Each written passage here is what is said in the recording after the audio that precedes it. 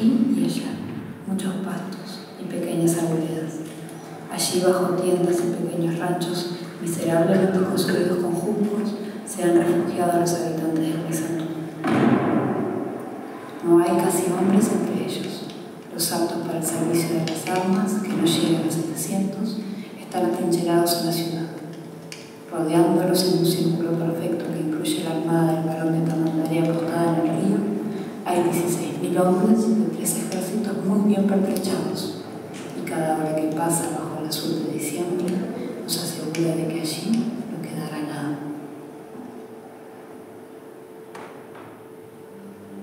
La tercera defensa de Paysandú de 1865 fue un acontecimiento histórico consecuencia de un complejo entramado de intereses y estrategias de distribución del poder político y territorial que enfrentó a las diferentes facciones de Uruguay, Argentina, Brasil y Paraguay en la segunda mitad del siglo XIX.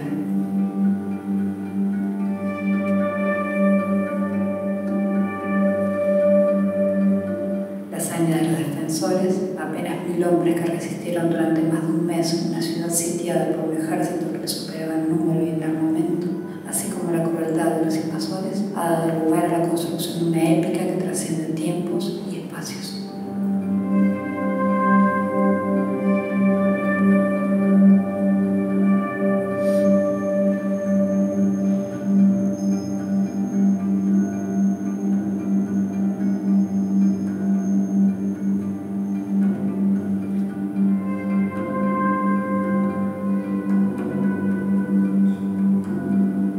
Según las memorias del expresidente Juan Lindolfo Cuestas, un curioso preguntó al encargado del cementerio: ¿cuántos cadáveres habrá en la fosa? Más de 100, contestó. Ahí están durmiendo. Sí, sí, agregó. Colorados, blancos y brasileros, combatientes caídos en la lucha, los traían y arrojaban ahí. Eso sí, todos desnudos.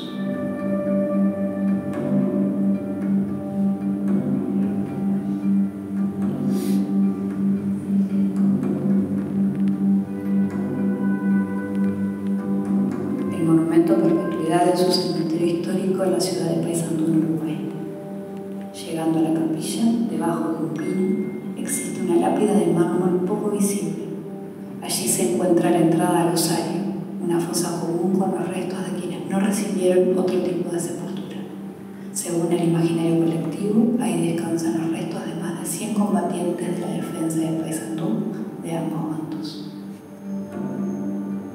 Este proyecto de investigación se propone estudiar una muestra de 13 cráneos mediante la observación y el análisis de ADN con el objetivo de saber si se encuentran allí los restos de los defensores de Paysandú.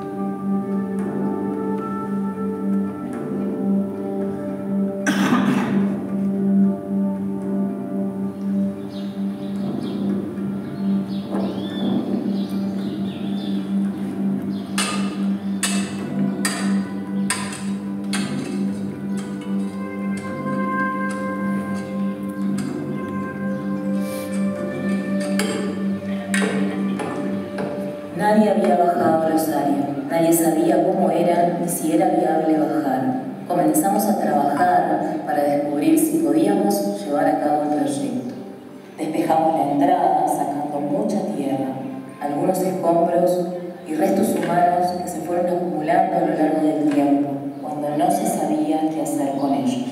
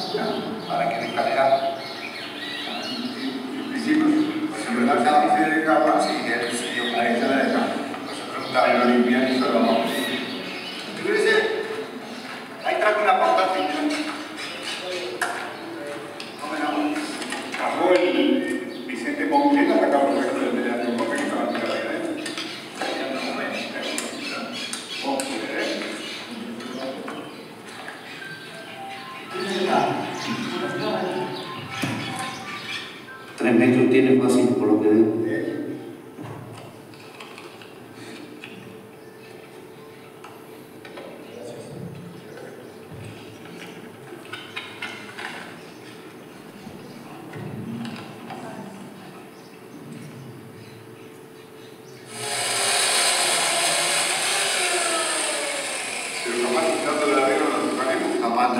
Sí, pero atado. Esa más fina. Dame. Voy a hacer un nudo. Tenía un hijo.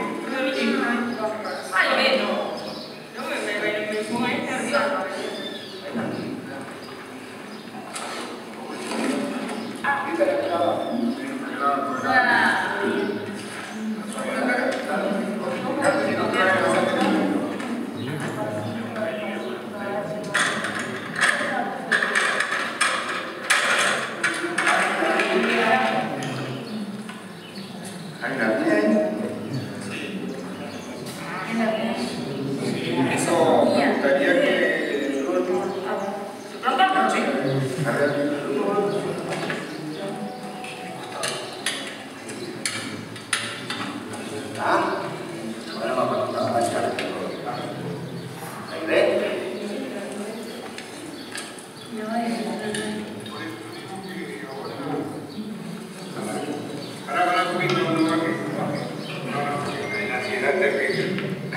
Bueno, quedamos así entonces ahora.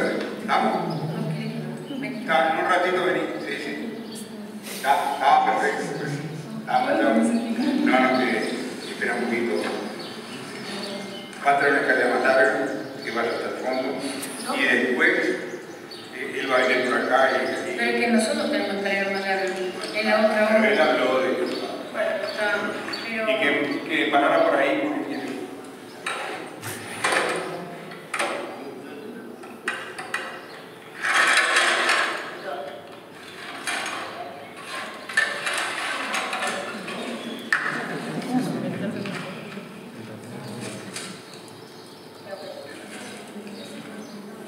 Voy a planificar.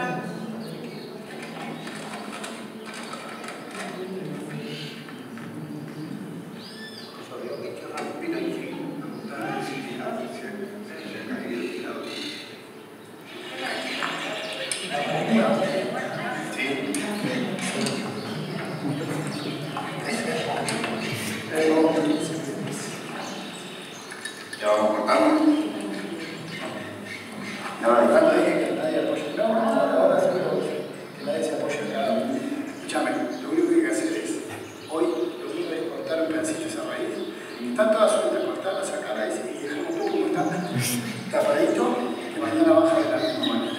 Claro, porque se baja más bien. ¿Y dejamos la escalera? ¿Dejamos la escalera puesta? La escalera puesta. Claro. Eso es como más.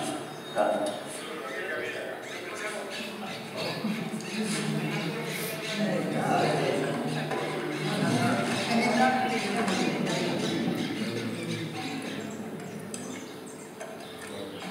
Bueno, fue genial bajar flores. No era como lo imaginaba, no era como salía en las fotos, que parecía que era una forma, parecía que había una construcción de como de ladrillo, pero no como el mismo material del piso, todo circular, y de una forma así.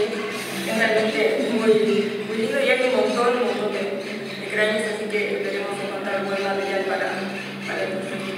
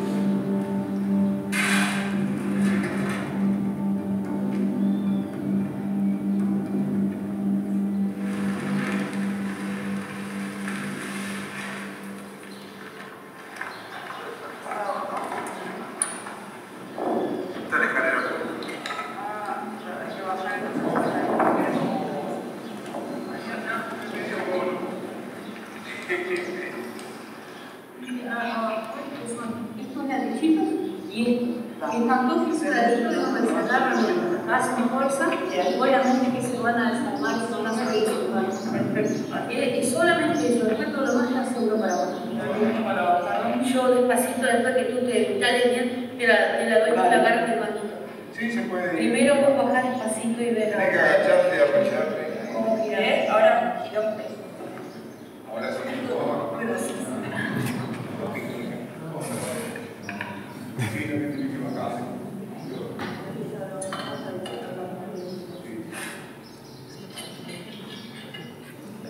A la escalera está súper firme.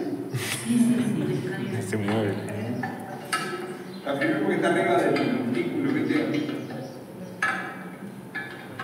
A partir de lo que vaya surgiendo, la idea es sacar 10 cráneos o esqueletos eventualmente, según cómo estén entreverados, y analizarlos, tanto en la parte de ser el perfil biológico, o sea, de qué sexo eran, de qué edad, justamente un poco también para ver si, bueno, si pueden ser, por ejemplo, gente que haya muerto en la defensa, si hay más un predominio de hombres jóvenes, por ejemplo, podríamos pensar que son soldados que murieron defendiendo la ciudad, porque aparentemente mujeres y niños no se habían ido. O, bueno, veremos qué tipo de perfil, también es una realidad que el osario tiene un plazo bastante mayor que el tiempo de la defensa, entonces puede haber de todo en el osario, no lo sabemos.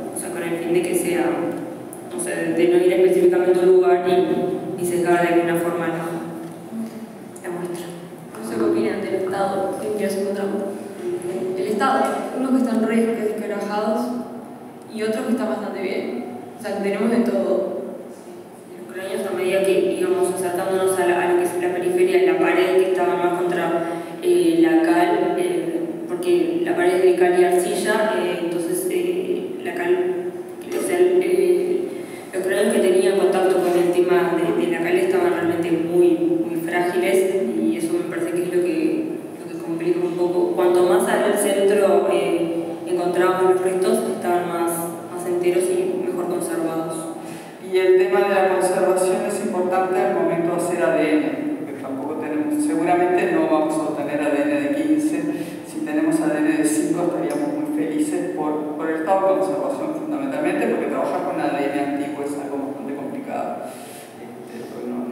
conserva bien. Cuanto peor está conservado, peor va a ser el tema de trabajar con ese ADN.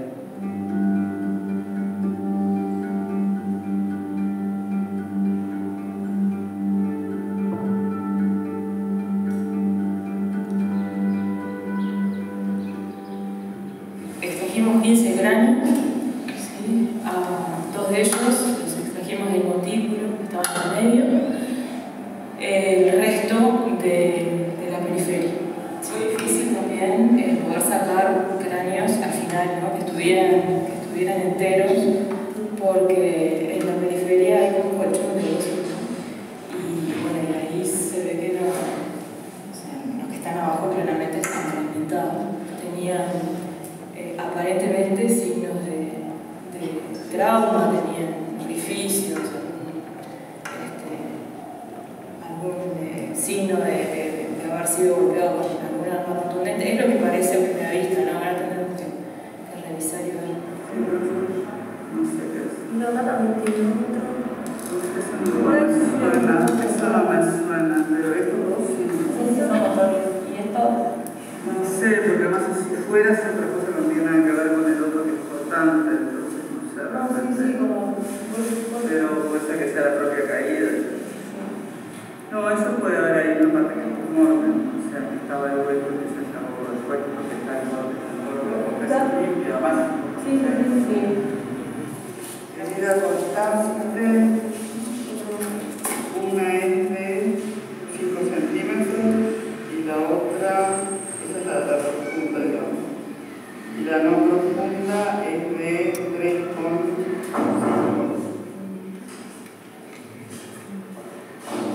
Eso parece más fuerte todavía. O porosidad, pero no. Individuo 7.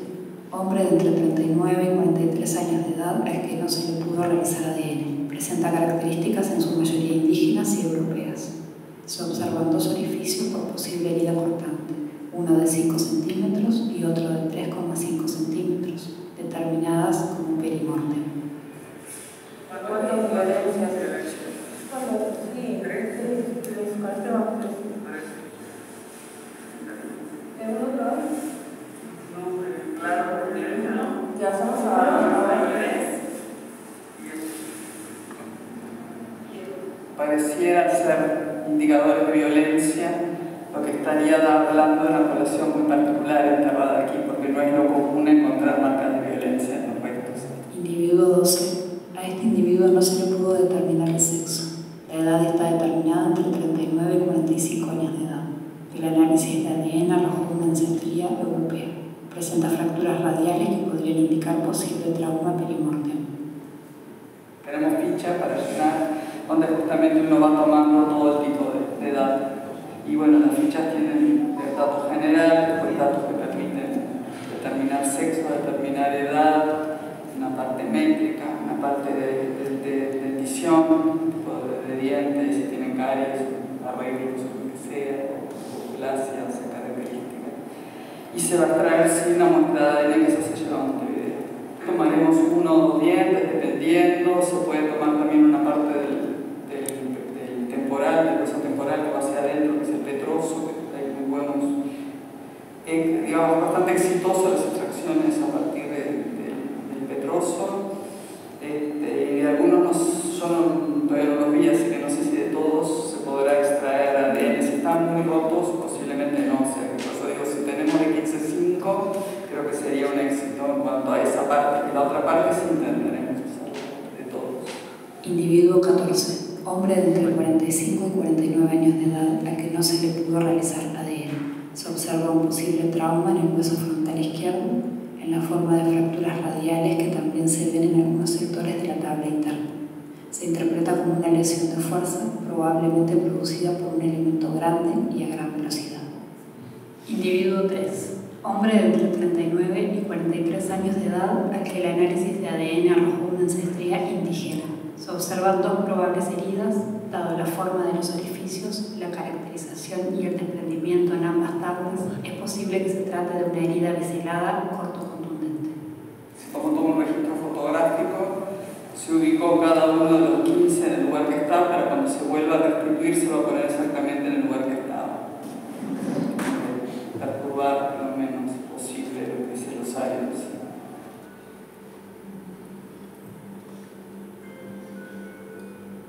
Los estudios de ADN arrojaron que la muestra es 60% indígena, 20% europeo, 20% africano. Esto confirma una población de características trihíbridas en concordancia con los resultados obtenidos mediante el análisis macroscópico.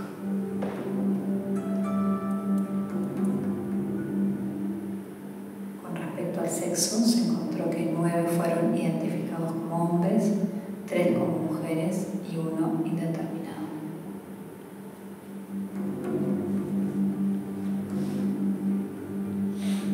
Se observaron indicadores de violencia en un 38.5% de la muestra. Este porcentaje es mayor que el encontrado en otros depósitos bélicos en otros países. Es importante destacar que no puede descartarse que el resto de la muestra haya padecido también una muerte violenta y que la misma no haya quedado registrada en el cráneo. Los resultados obtenidos son congruentes con un evento bélico, dado que la mayoría son hombres en edad adulta y se constató un alto porcentaje de indicadores de violencia. Hay que destacar que el rango de edad encontrado es mayor que el esperado para tropas. Sin embargo, es esperable que los defensores de Paysandú, al componerse de habitantes de la ciudad tras la evacuación de mujeres y niños, no representen un perfil de edad tan joven.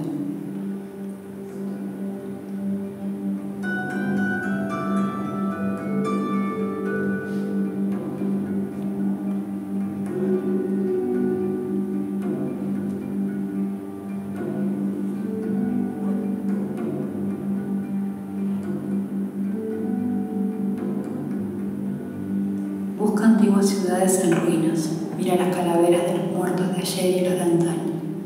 ¿Quién es el malhechor y quién el bienhechor?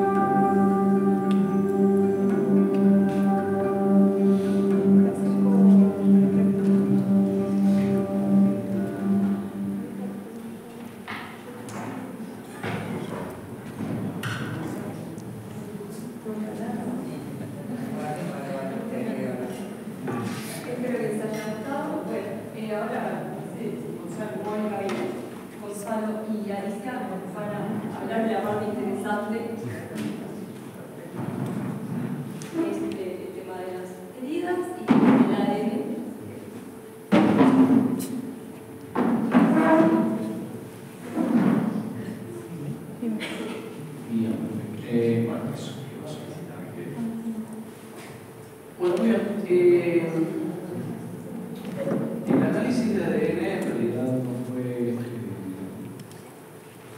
casual. Sí.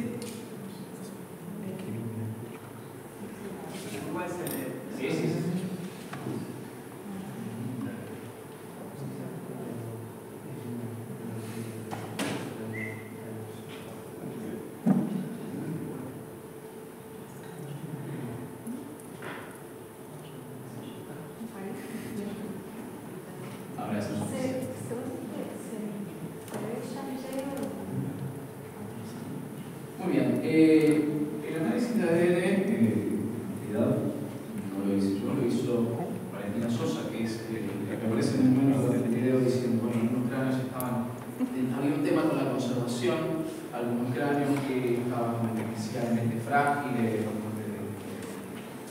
degradados, y otros que estaban en buen estado. En ese momento Mónica diciendo, bueno, están en buen estado justamente son los otorgan más esperanzas con respecto a la expresión de ADN.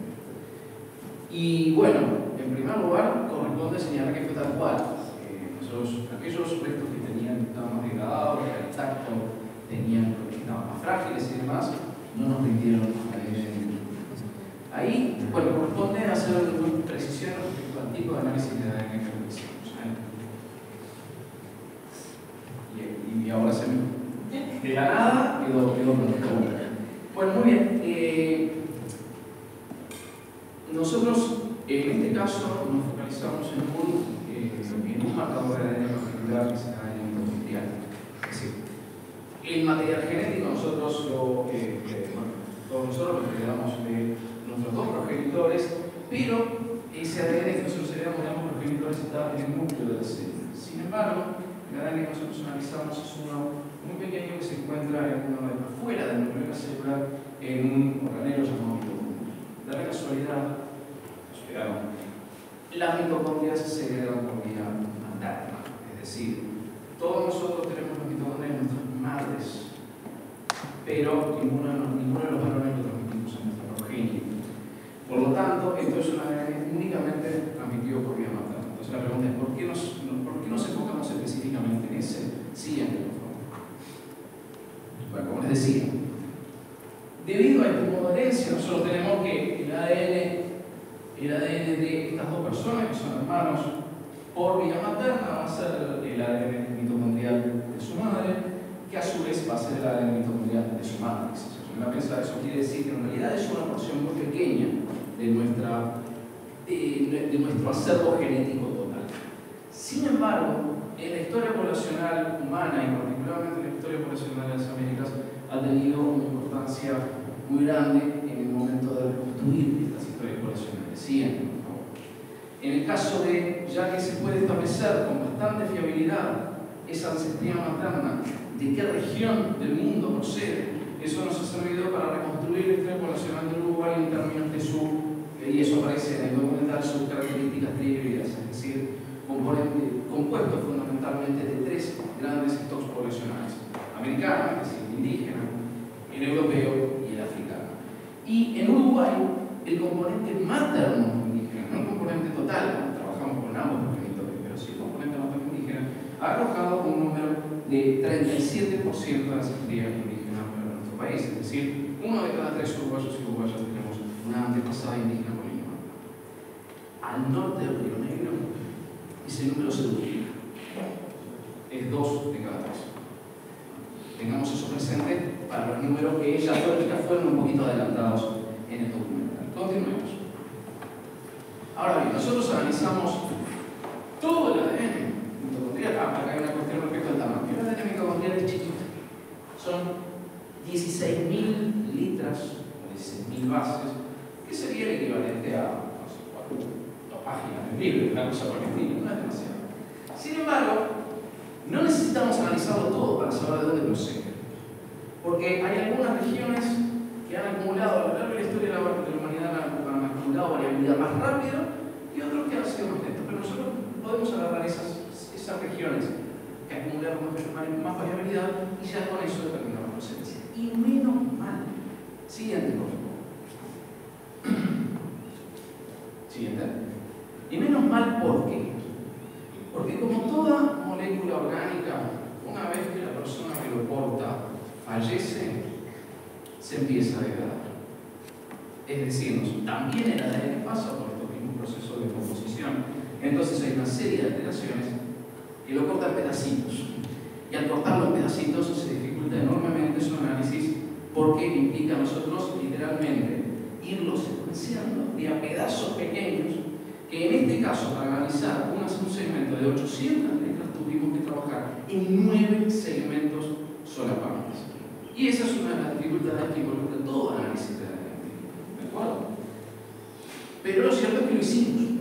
Entonces, ¿cuáles fueron los resultados? Que creo que salieron, llegamos finalmente ahora. ¿Sí? Bueno.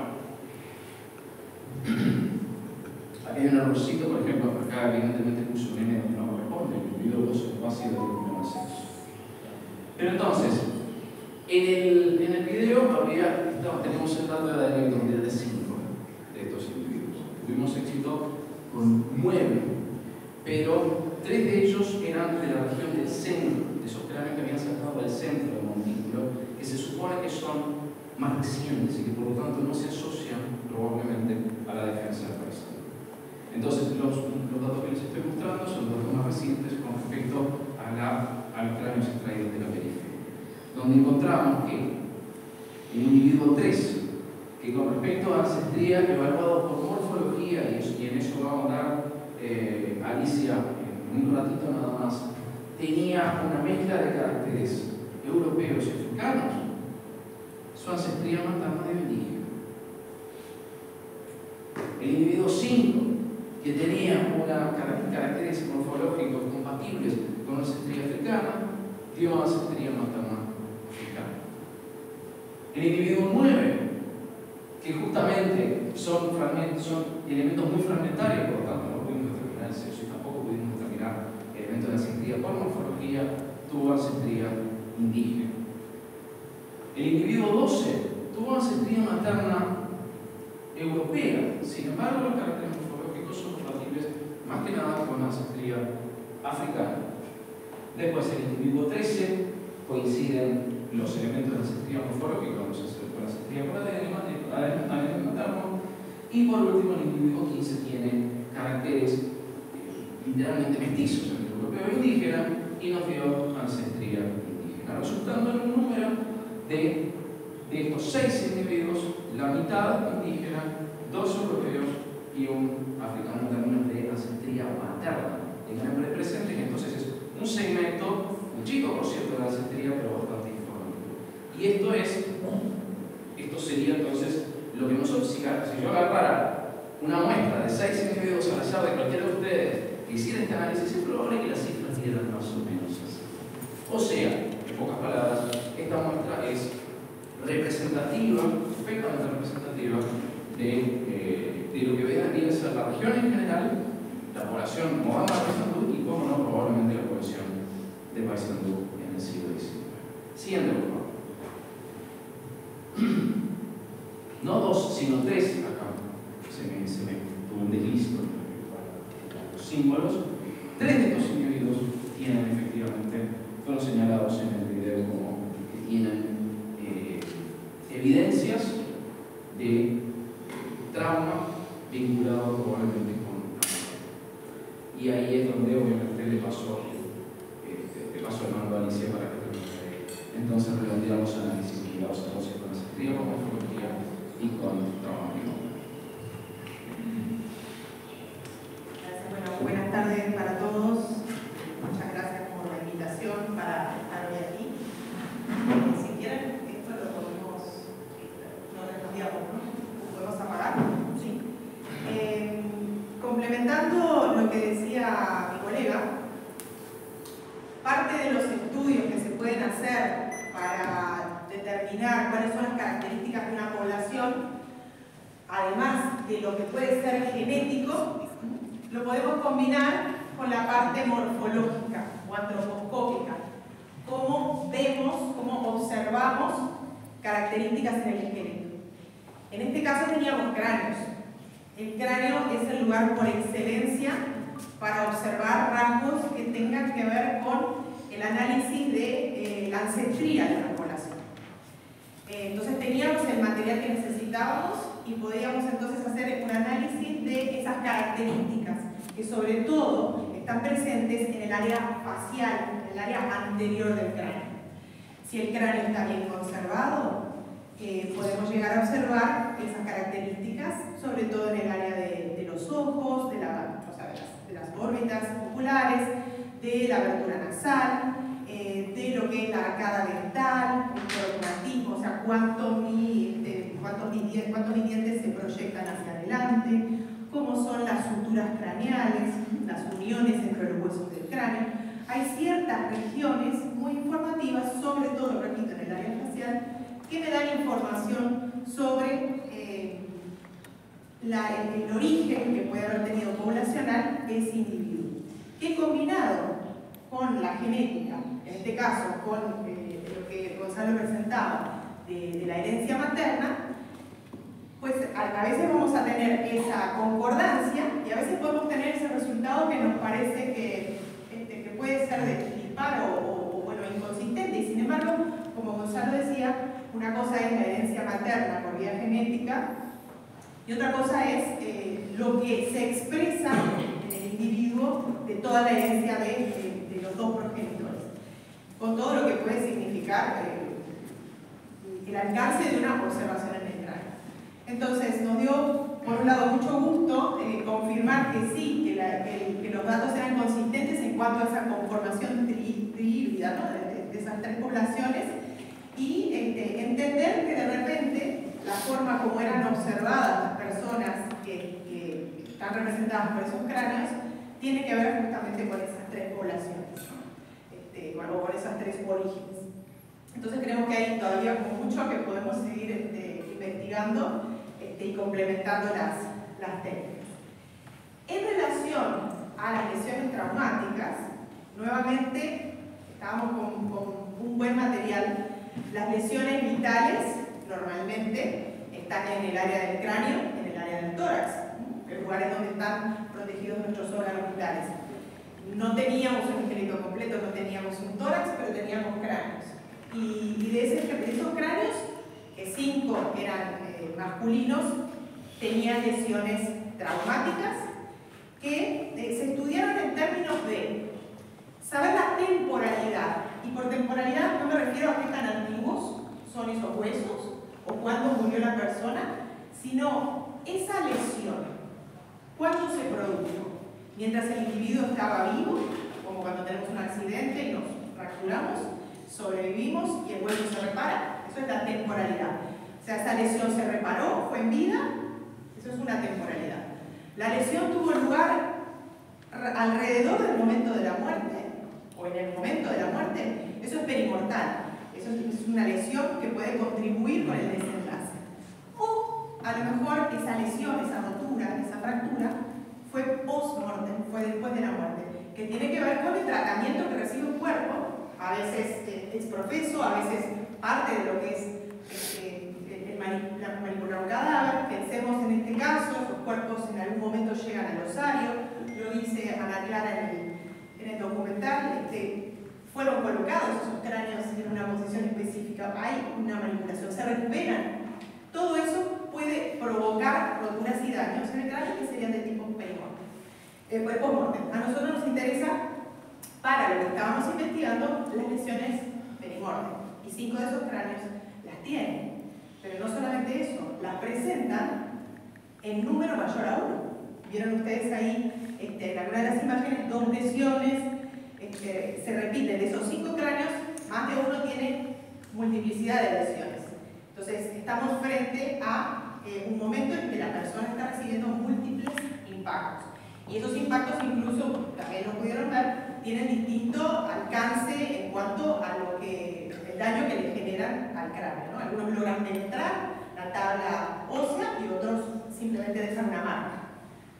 Entonces tenemos número, temporalidad, ubicación. La ubicación de las lesiones, por ejemplo, cuando estamos en una población que fue ejecutada, tiene que ver con la parte posterior del cráneo. Personas ejecutadas muchas veces es en la parte posterior del cráneo. Acá las lesiones están vinculadas con el área frontal o lateral y muchas de ellas implican una cercanía, un combate que puede ser cercano. El tipo de objetos, no nos gusta hablar de armas porque no necesariamente es un arma. Cualquier objeto lo suficientemente pesado o filoso y con la velocidad suficiente puede producir un daño perimortal y lo consideramos como tal. Entonces, el concepto de arma es relativo. Entonces, acá tenemos lesiones que nos hablan de elementos, herramientas, objetos contundentes y cortocontundentes, la combinación del filo y el peso, constatado en esos 5 cráneos. Y sobre todo velocidad también asociada a esas lesiones. Ese daño bastante importante que se observa en algunas de las lesiones tiene que ver con no solo la herramienta, sino con la velocidad.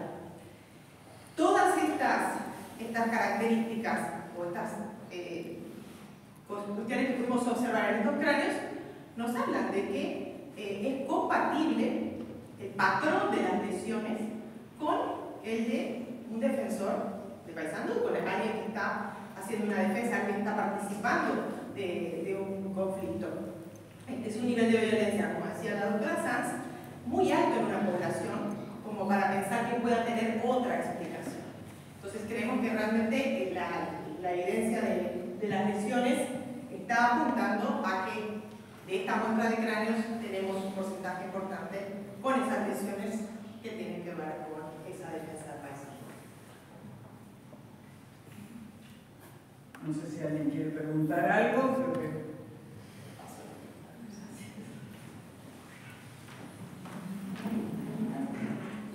Vamos por finalizado, entonces. Una pregunta.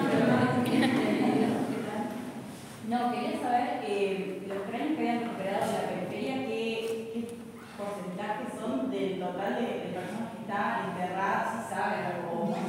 Si son todos, o sea, todos los cráneos que estaban ahí, ustedes hicieron una muestra de todos los cráneos que estaban en la periferia y abajo hay más cráneos. Seguramente abajo hay mucho más cráneos. De hecho, pisoteamos todo el tiempo, pusimos tablones, está todo tapado de hueso, no hay donde pisar que no sea hueso.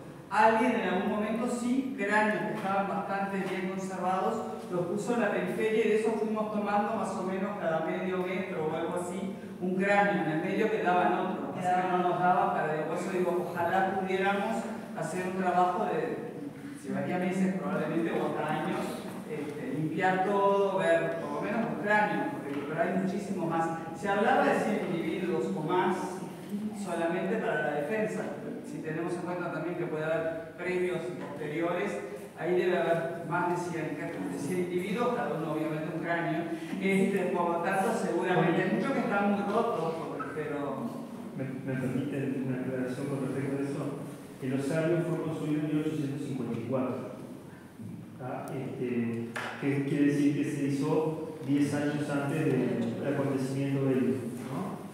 Y funcionó como cementerio y monumento a perpetuidad cuando los usos, o sea, los osarios son comunes en los cementerios, se arrojan los nombres necios, los ningún nombre, van a parar al osario, independientemente de los acontecimientos extraordinarios, como es este caso el episodio bélico de la defensa de Paysandú. En ese sentido, digamos, el monumento a perpetuidad como cementerio público funciona hasta 1877 inclusive, lo que nos lleva a pensar que muchos de esos CNN, personas que morían por X causa, pero que no eran reconocidas ni admitidas por ningún familiar, lo cual era mucho más común en ese contexto todavía del siglo XIX, fueran arrojadas a los árboles, y de la cual tampoco habría una contabilidad precisa ni hay una documentación al momento existente que nos hable de cadáveres o personas que estén depositadas allí en cuanto a números específicos. Eso quería decir. No, para imaginar como que cuántos individuos había. Y después otra pregunta era sobre, ustedes ahí dijeron que a ver si entendí bien, que el porcentaje de personas con signos de violencia que encontraron acá es parecido al porcentaje de otros cementerios bélicos. De hecho, eso está más alto. Sí. Ahí corresponde una aclaración importante. Hay que tener presente que, y eso lo dijo Alicia, con respecto a las lesiones perimortales, están dirigidas generalmente al cráneo o al tronco, ¿no? Ahora, si son lesiones dirigidas al tronco, justamente muchas veces pueden no comprometer hueso. Justamente, o sea, puede tener una lesión en la roca que te mate, pero que efectivamente no compromete hueso. Y por otra parte, las lesiones, si vos estás pretendiendo lesionar a alguien en la distancia, no vas a apuntar a la cabeza. Vas a apuntar más al centro del cuerpo, porque es menos probabilidad de invocar. Exactamente. Los registros que hay, por ejemplo, en Estados Unidos para la batalla contra los indios, de 10 heridas de flecha, solamente una compromete hueso. Entonces, imagínate que si encontrabas en esa época un cráneo con una flecha, que había 10 que habían sido flechados también. Y acá ese porcentaje de los cráneos que fueron analizados es aún mayor, o sea, es mucho más del 10%, lo cual está indicando, como dijo Alicia, probablemente combate cuerpo a cuerpo e intenso, involucrando la mayor parte de los individuos.